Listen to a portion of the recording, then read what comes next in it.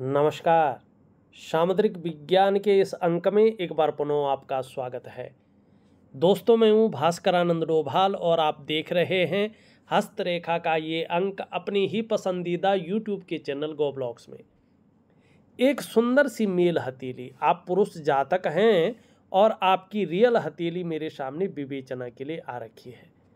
सबसे पहले मैं हथेली को देखता हूँ ना, तो हथेली की आकृति अगर आप देखेंगे तो पूरी तरह से आयताकार है और हथेलियों में सबसे उच्च कोटि की हथेली ये मानी जाती है।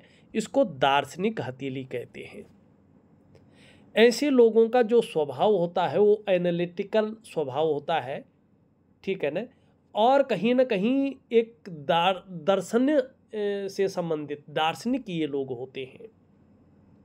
चाहे अनुसंधान के क्षेत्र में हो, चाहे शोध के क्षेत्र में हो, चाहे रिसर्च के क्षेत्र में हो, अगर ये लोग जाते हैं ना तो कामयाबी ज़्यादा इनको मिलती है।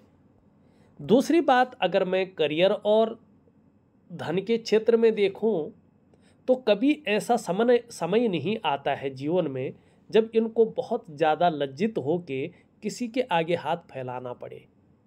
दूसरी अगर मैं बात करूं करियर से संबंधित, तो जिसमें बोलने से बहुत ज़्यादा काम चलता हो, शारीरिक मेहनत की ज़रूरत थोड़ी कम पड़ती हो, ऐसे करियर में ये लोग ज़्यादा सूटेबल रहते हैं, ज़्यादा तरक्की पाते हैं और कामयाबी को हासिल करते हैं। या जिसमें शारीरिक मेहनत की ज़रूरत तो पड़ती हो लेकिन उससे ज़्यादा मानसिक मेहनत की ज़रूरत पड़ती हो, ऐसे में ये जो है ऐसे कार्यों में बहुत ज़्यादा तरक्की या कामयाबी को ये लोग हासिल करते हैं। तो कहीं ना कहीं आपकी हथेली भी उसी तरफ दिखाई दे रही है। दूसरी चीज़ देखेंगे तो हथेली की रंगत अपने आप में बहुत खूबसूरत अवस्था में आ रही है। इसका मतलब है व्यक्ति का जो ऑरा मंडल है वो बहुत अच्छा है, जो व्यक्ति का आभा मंडल है वो बहुत अच्छा है, व्यक्ति भाग्यशाली है। आगे चलकर कुछ चीज़ें व्यक्ति के जीवन में बहुत अच्छी तरह से उभरेंगी, ईश्वरीय कृपा व्यक्ति के अंदर आएगी और ये समस्याओं से बाहर भी निकल जाएंगे।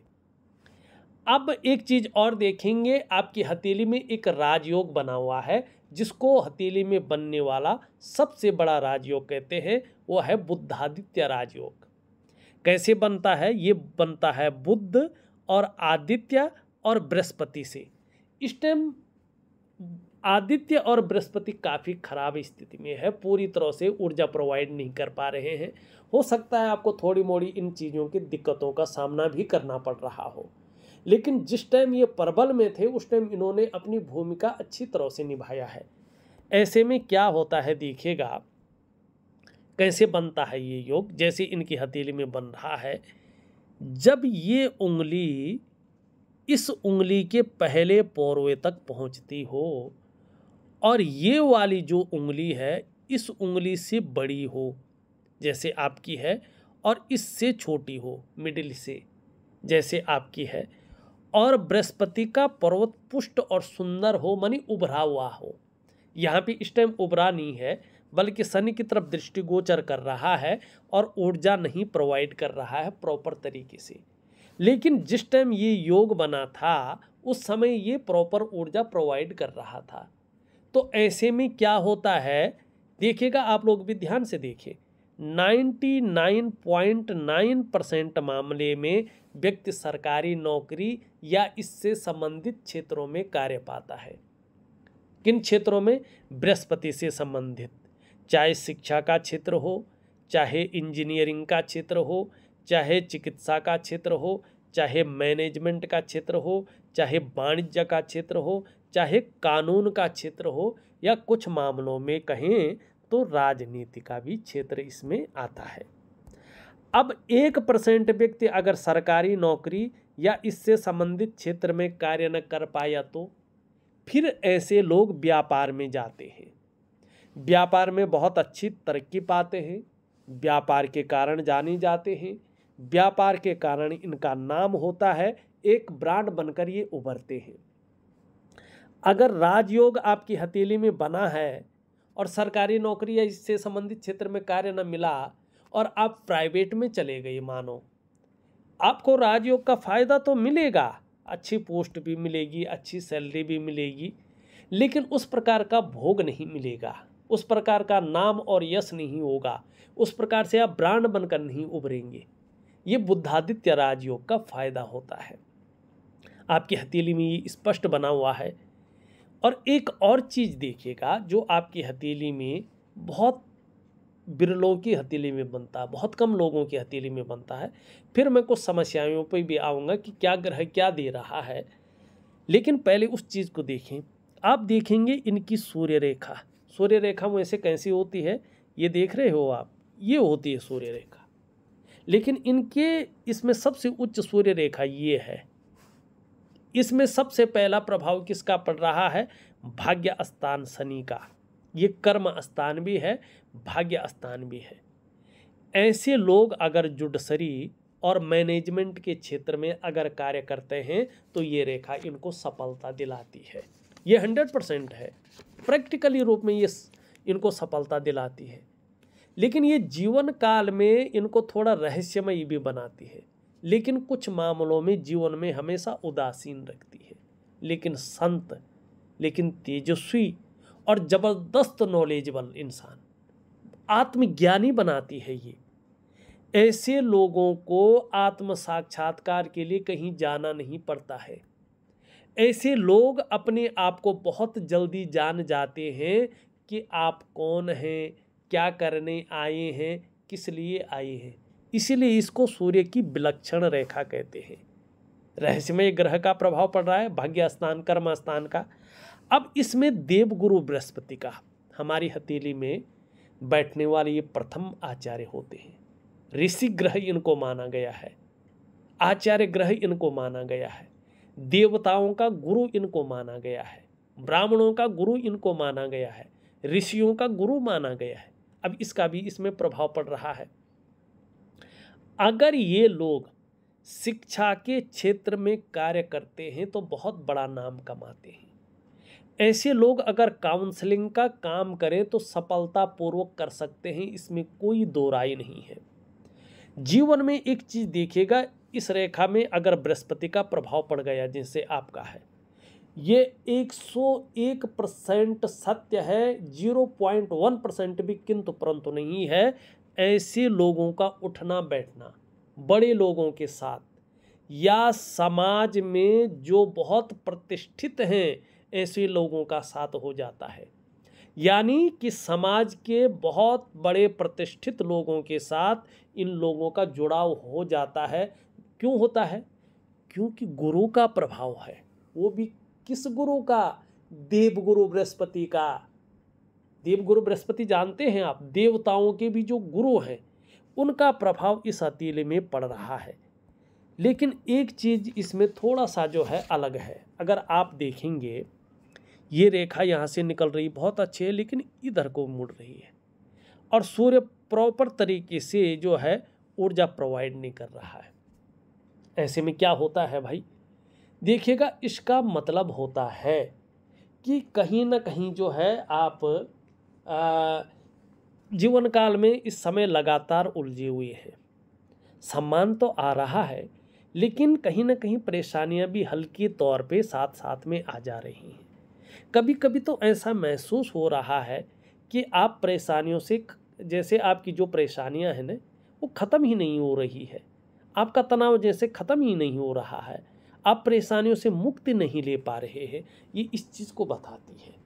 दूसरा, अगर सूर्य थोड़ा सा भी अनबैलेंस हो जाए तो ऐसे में व्यक्ति जो मेहनत करता है, जो परिश्रम करता है, उसका जो पूरा श्रेय है, जो पूरा क्रेडिट है, वो व्यक्ति को नहीं मिल पाता है। जो व्यक्ति के अंदर क्वालिटी होती है, जो व्यक्ति के अंदर योग्यता होती है, उस प्रकार से चीज़ें उभर कर निखर के नहीं आ पाती हैं। ऐसे में एक सहजता से, एक सरलता से व्यक्ति को रास्ता नहीं मिल पाता है। अगर ऐसे में ऐसे लोग अगर व्यापार करते हैं तो व्यापार में वो जो है विस्तार, वो फैलाव, वो नाम, वो यश, व्यक्ति वो ब्रांड बनकर नहीं उभर पाता है, जिसके लिए उसने सारा कुछ दांव पे लगा के उस व्यापार को खड़ा किया था। ऐसे में व्यक्ति अगर नौकरी भी कर रहा हो तो नौकरी में वो ग्रोथ नहीं मिल पाती है जिसके लिए उसने अपने आप को खपा लिया हो। अगर जीवन में धन चाहिए, जीवन में विस्तार चाहिए, जीवन में कहीं ना कहीं जो है यश चाहिए, प्रतिष्ठा चाहिए, और जीवन में एक बहुत बड़ा ब्रांड बनकर उभरना है, तो आपको सूर्य को ऊर्जा से ओतप्रोत करना होगा, क्योंकि सूर्य स्वयं में एक ऊर्जा का स्रोत है। अब उसको अपने अंदरूनी सूर्य को प्रबल करना है। कैसे करेंगे? दिव्य सूर्य क्रिया से। कैसे होती है दिव्य सूर्य क्रिया? मैं ऑडियो के माध्यम से आपको दे रहा हूं, ये बहुत जरूरी है आपको करना। क्यों? यहाँ पे ये रेखा देख रहे हैं आप, ये बहुत बड़ी रेखा है। ये आपके नॉलेज और आपके अंदर की स्पेशलिटी को दिखाती है कि किसी खास चीज के जब कोई व्यक्ति स्पेशलिस्ट होता है ना, मानी लोग पूछ पूछ के ऐसे लोग काम करते हैं, ऐसे लोगों से पूछ पूछ कर इतना ज्ञान ये देती है।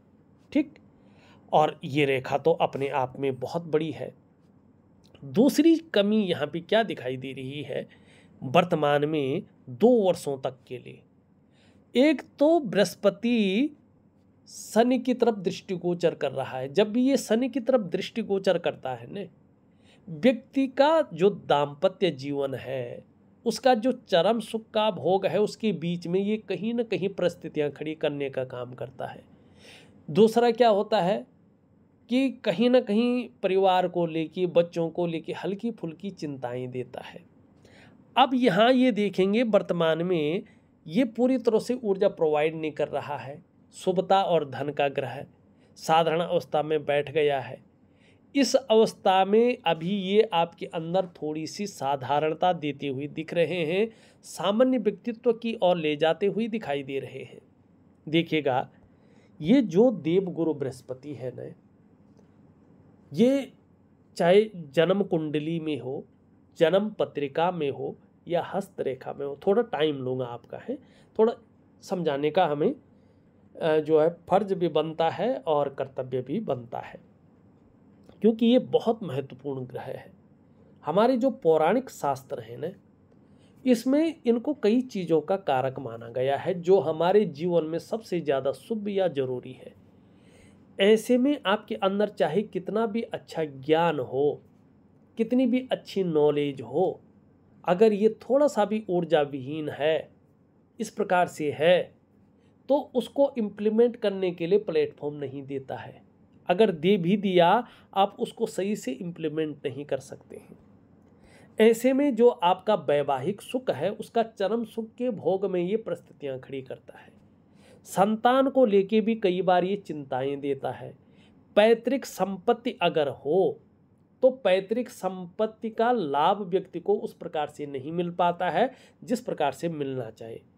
धन को लेके भी, खासकर कैश और लिक्विड, कई बार पैसा आता तो है लेकिन हथेली में बचता नहीं है, बरकत की कमी आ जाती है।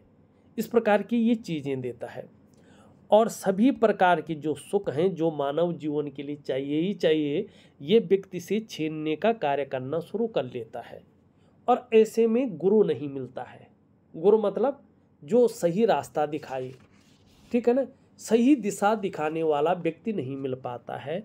और कहीं ना कहीं अगर ये ज़्यादा कमज़ोर होने बैठ जाए तो जीवन में बड़ा संघर्ष की स्थिति आ जाती है। कभी कभी ऐसा व्यक्ति अपने आप को भी अकेला महसूस करता है अगर गुरु आपका इस प्रकार से धीरे धीरे कमज़ोर होने बैठ जाए। घर के बुजुर्गों के साथ संबंध ठीक रखना चाहिए, क्योंकि ये घर के बुजुर्गों के साथ संबंध को बिगाड़ता है। या कभी कभी घर के बुजुर्गों की वजह से संबंध जो है व्यक्ति को परेशानियां शुरू हो जाती हैं। और ऐसे व्यक्ति पूजा पाठ तो करता रहता है लेकिन इष्ट कृपा नहीं मिलती है। तो आपको ये 2 ग्रह जो है अपने ठीक करने होंगे। बहुत बाकी रेखाएं आपकी शानदार है, उस पे भी जाऊंगा, लेकिन पहले उन चीज़ों पे चलता हूं जिनको ठीक करना है। ठीक है, अब यहाँ पे देखेंगे तो ये थोड़ा सा नाड़ी रेखाएं आ रही हैं, ठीक, और यहाँ पे धीरे धीरे जाल बनता हुआ भी दिखाई दे रहा है। ये अच्छा नहीं होता है। ये अगर बढ़ती जाए तो चीज़ें थोड़ा सा जो है ना खराब करनी शुरू कर लेती है। इसका सबसे पहला प्रभाव पड़ता है आपके मन पे, आपके मस्तिष्क पे।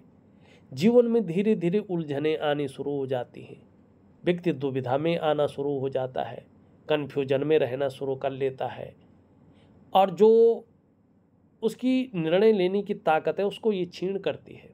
कभी कभी समझ में नहीं आता है कि वास्तव में करना क्या चाहिए और मुझे किस तरफ जाना चाहिए। दूसरा, इसका प्रभाव आपकी सेहत पे भी पड़ता है, चाहे वो शारीरिक हो या मानसिक हो, ये हमेशा बेकार देने का कार्य करता है। तीसरा, इसका जो प्रभाव है वो आपके रिश्तों पे पड़ता है, खासकर आपका दाम्पत्य जीवन का रिश्ता, आपका परिवार का रिश्ता और आपका कुटुंब का रिश्ता। इन रिश्तों का जो चरम सुख का भोग है उसके बीच में ये परिस्थितियां खड़ी करता है, ठीक है ना। चौथा, इसका प्रभाव पड़ता है आपकी आर्थिक सेहत पे।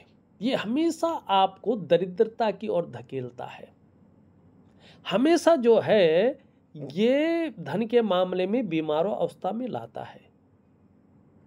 और सबसे बड़ा प्रभाव पड़ता है इसका पांचवा, आपकी डेवलपमेंट और आपकी प्रोग्रेस पे। जो आपका सफलता का स्तर हो जाना चाहिए था उसमें ये बाधा उत्पन्न करने का कार्य करता है, ठीक। इन चीज़ों को कैसे ठीक करेंगे देखिएगा। एक तो मैं दिव्य सूर्य क्रिया, दिव्य योग ध्यान क्रिया आपको दूंगा, उसको विधिवत तरीके से करें तो ये चीज़ें अपने आप ठीक होने बैठ जाएंगी। अब बृहस्पति का मैं आपको एक उपाय दूंगा, इसको पूजा के माध्यम से ही ठीक करना होगा, तो उसको उस प्रकार से आप ठीक करें तो निश्चित ही आने वाले आप अगर 1.5 साल के बाद देखेंगे, 18 महीने के बाद सही से आपने उपाय कर लिए तो आपकी जीवन में समस्याओं का निदान होगा ही होगा। आपकी जो तरक्की है उसको रोकने वाला कोई इंसान नहीं होगा, कोई समस्याएं नहीं आएंगी, क्योंकि आपके ऊपर साक्षात महादेव प्रभु का हाथ है और साथ में भगवान विष्णु की कृपा है बड़ी। देखिएगा, जैसे चिन्ह आपकी हथेली में है ना, जब किसी बहुत बड़े संत की कृपा होती है ना, ठीक है ना, और भगवान की जब साक्षात कृपा होती है ना, तब हथेली में ऐसे चिन्ह उभर कर आते हैं। हर व्यक्ति की हथेली में नहीं आते हैं। उन चिन्हों को मैं बताऊंगा। सबसे पहले उन्हीं की ओर चले। आप यहाँ पे देखेंगे आपकी हृदय रेखा है ये, ठीक। किसका प्रभाव पड़ रहा है? बृहस्पति का। इसका मतलब क्या है? इसका मतलब यही है कि आगे चलकर चाहे आप जिस भी प्रकार से हो, चाहे आप व्यापार करें, चाहे आप नौकरी करें, चाहे कोई और भी काम करें, समाज में एक श्रेष्ठ जीवन आप जिएंगे, ठीक। बृहस्पति का प्रभाव सीधा। अब यहाँ पे देखेंगे, ध्यान से देखें, यहाँ पे इस प्रकार से जो है एक विष्णु का तिलक बन रहा है। विष्णु का तिलक का मतलब होता है कि व्यक्ति के ऊपर साक्षात परब्रह्म परमेश्वर जो सुप्रीम पावर है, दुनिया का भरण पोषण करने वाला है, विष्णु की साक्षात कृपा है। और ये बताता है कि यदि आप सही रास्ते में चलते हैं, सही काम करते हैं, तो किसी भी चीज़ में आपको सफलता अवश्य मिलेगी। आपको हराना आपके विरोधियों के लिए संभव नहीं होगा। इसके अलावा आप समाज में खूब लोकप्रियता और सम्मान भी पाएंगे और अत्यंत भाग्यशाली लोगों में से आपकी गिनती होगी। लेकिन ये चीज़ें कब होंगी? जब आपका बृहस्पति पुष्ट हो जाएगा, क्योंकि विष्णु तिलक पर बृहस्पति का प्रभाव पड़ रहा है।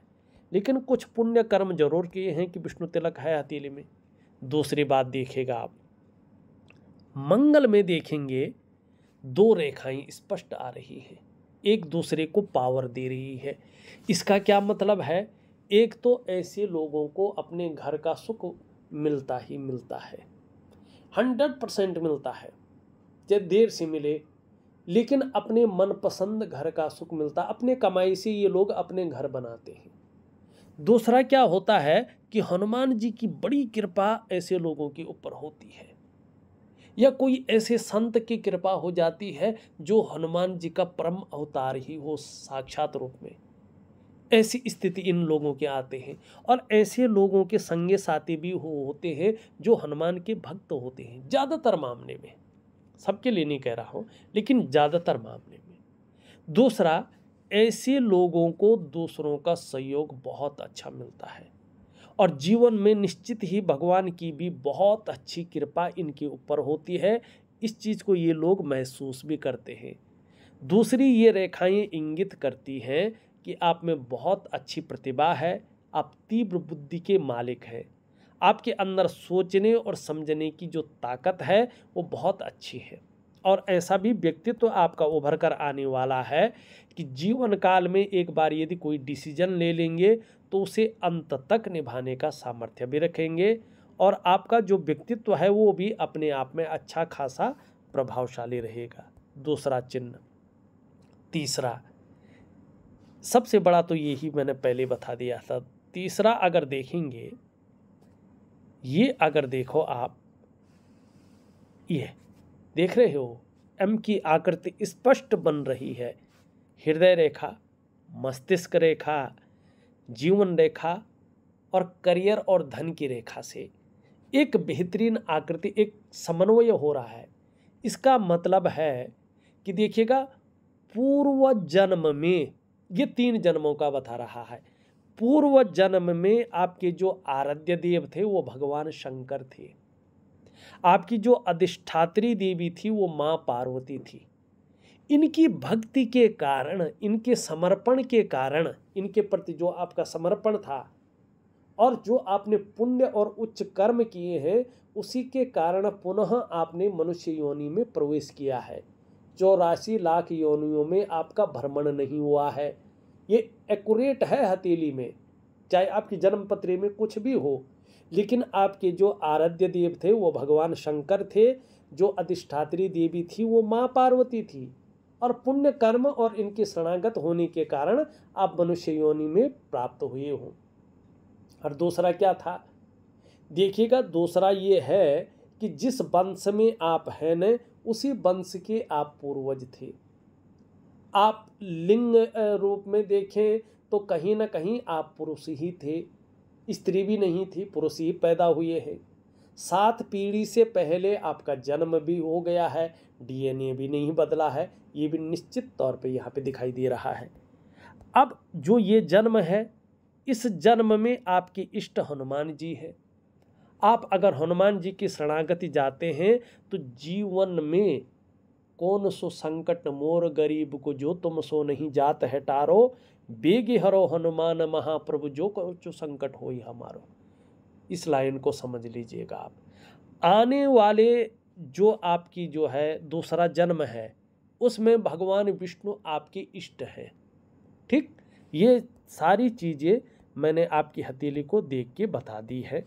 मस्तिष्क रेखा अगर देखते हैं तो बौद्धिक स्तर आपका बहुत अच्छा है। एक विवेकवान व्यक्ति हैं, अपने विवेक से हर समय कुछ ना कुछ सकारात्मक सोचने वाले व्यक्ति हैं, मस्तिष्क से ज़्यादा काम करने वाले व्यक्ति हैं। और आप ये भी कह सकते हैं कि उच्च पदस्थ अधिकारी, ऐसे व्यक्ति आप कहीं ना कहीं स्पष्ट तरीके से दिखाई दे रहे हैं।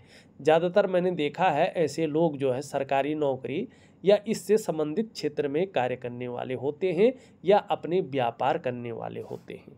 ठीक है, जीवन की रेखा भी एक धनुषाकार है और ऐसे में कहा गया है कि ऐसे लोगों के ऊपर धन की भी अच्छी कृपा होती है।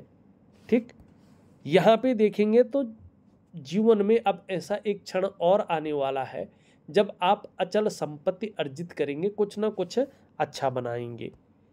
करियर और धन की रेखा देखें स्पष्ट है, तो करियर और जो धन का मामला है, कुछ ही समय बाद आप देखेंगे जब आपका बृहस्पति और आपका सूर्य एक अच्छी स्थिति में पहुंचेगा तो इसमें पूरी तरह से स्टेबिलिटी आने वाली है। खुद के दम पर जो है बहुत अच्छी स्थिति आपके जीवन में रहेगी। एक सुखद जीवन जीने की चाह रहेगी और सुखद जीवन जीने के लिए प्रयत्नशील व्यक्तित्व रहेगा। धार्मिक भावनाएं बहुत अच्छी रहेंगी और ईश्वर में विश्वास बना रहेगा। जीवन के 35 ईयर तक धन के मामले में 3 चीज़ों में से 1 या 2 चीज़ें जरूर रही होंगी। या तो संघर्ष रहा होगा, या खर्चीला स्वभाव रहा होगा, या धन के महत्व को समझ नहीं पाए होंगे लेकिन रहे होंगे।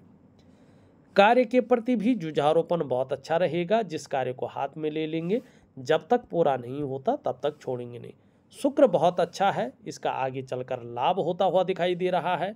दोनों मंगल बहुत अच्छे हैं, पराक्रम बहुत अच्छा रहेगा, एनर्जेटिक स्वभाव बना रहेगा।